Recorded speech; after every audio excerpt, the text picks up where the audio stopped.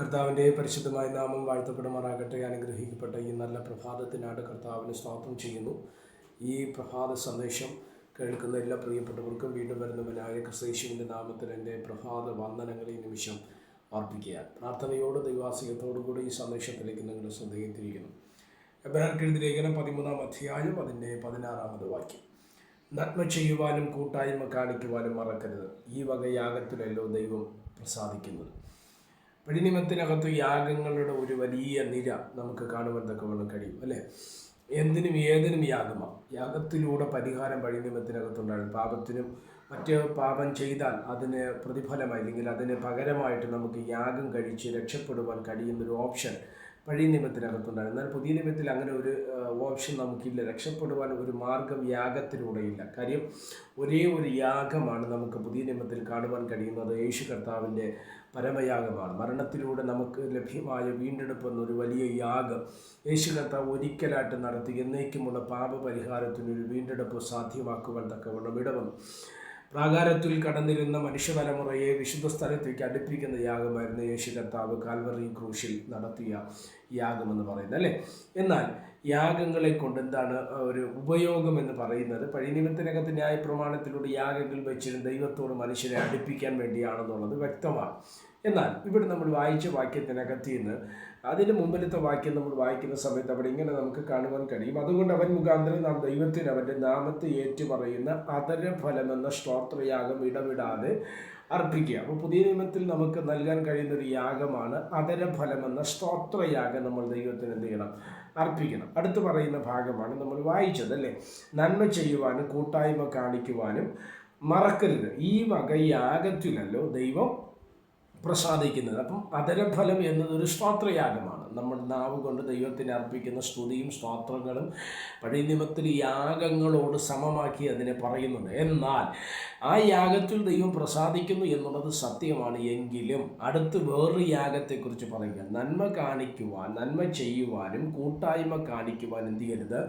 മറക്കരുത്, ഈ വക യാഗത്തിലല്ലോ ദൈവം പ്രസാദിപ്പിക്കുന്നത് എന്ന് പറഞ്ഞതിൽ അർത്ഥം നന്മ ചെയ്യാതിരിക്കുകയും കൂട്ടായ്മ കാണിക്കാതിരിക്കുകയും ചെയ്തിട്ട് അധരഫലമെന്ന സ്തോത്രയാഗം എന്ത് തന്നെ ചെയ്താലും അതുകൊണ്ട് ഒരു പ്രയോജനവും ഇല്ല എന്നുള്ളതാണ് നമ്മൾ ഇന്ന് പ്രഭാതത്തിൽ മനസ്സിലാക്കേണ്ടത്. അതിൻ്റെ അർത്ഥം എന്തുവാ? പുതിയ നിയമത്തിനകത്തേക്ക് നമ്മൾ കടന്നു വരുന്ന സമയത്ത് നമ്മുടെ പ്രായോഗിക ജീവിതവും കൂടെ ശ്രദ്ധിക്കപ്പെടേണ്ടത് ആവശ്യമാണെന്നുള്ളത് നമുക്ക് വ്യക്തമായി യേശു കർത്താവ് നമ്മളെ പഠിപ്പിക്കുന്ന ഒരു ഭാഗമാണ്, അല്ലേ?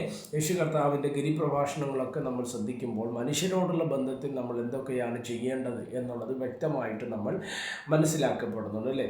പഴയ നിയമത്തിൽ ശത്രുവിനെ കൊല്ലുക എന്നുള്ള ചിന്തയാണ് പഴയ നിയമത്തിൽ പറയുന്നതെങ്കിൽ പുതിയ നിയമത്തിൽ നമ്മുടെ കർത്താവ് യേശു ക്രിസ്തു പറഞ്ഞത് ശത്രുവിനെ സ്നേഹിക്കുക എന്നുള്ളതാണ്. സ്തോത്രം. അവന് വേണ്ടി പ്രാർത്ഥിക്കുക, അവൻ്റെ അനുഗ്രഹത്തിന് വേണ്ടി ദൈവകരങ്ങളിൽ ഏൽപ്പിക്കപ്പെടുക എന്നുള്ളത് നമ്മൾ മനസ്സിലാക്കപ്പെടേണ്ടതാണ്. എന്നെ ശ്രദ്ധിക്കുന്ന ദൈവമക്കളോട് ഞാൻ പറയാം, ദൈവം പ്രസാദിക്കുന്ന യാഗമെന്ന് പറയുന്നത് നന്മ ചെയ്യുക, കൂട്ടായ്മ കാണിക്കുക എന്ന് പറഞ്ഞാൽ കൂട്ടായ്മ കാണിക്കുക എന്ന് പറഞ്ഞതിൽ അർത്ഥം എന്തുവാ?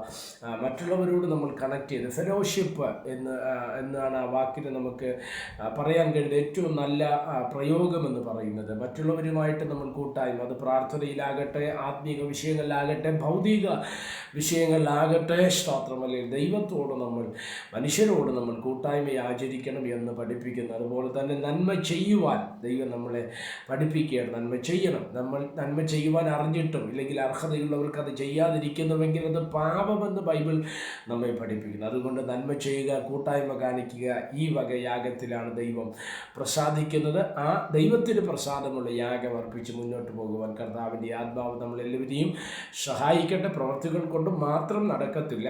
എന്നാൽ ചിലർ ആത്മീയ പ്രവൃത്തികൾ മാത്രം ചെയ്തിട്ട് ഭൗതികമായി അല്ല നന്മ ചെയ്യുക, കൂട്ടായ്മ ഇത് ചെയ്യാതിരിക്കും. അവിടെയാണ് ഈ പ്രശ്നം കിടക്കുന്നത്. രണ്ടും ഒരുപോലെ ബാലൻസ് ചെയ്ത് കൊണ്ടുപോകണമെന്നാണ് കർത്താവ് നമ്മളെ പഠിപ്പിക്കുന്നത്. അതിൽ പ്രകാരം മുന്നോട്ട് പോകുവാൻ ദൈവത്തിൻ്റെ ആത്മാവ് നമ്മെ സഹായിക്കട്ടെ.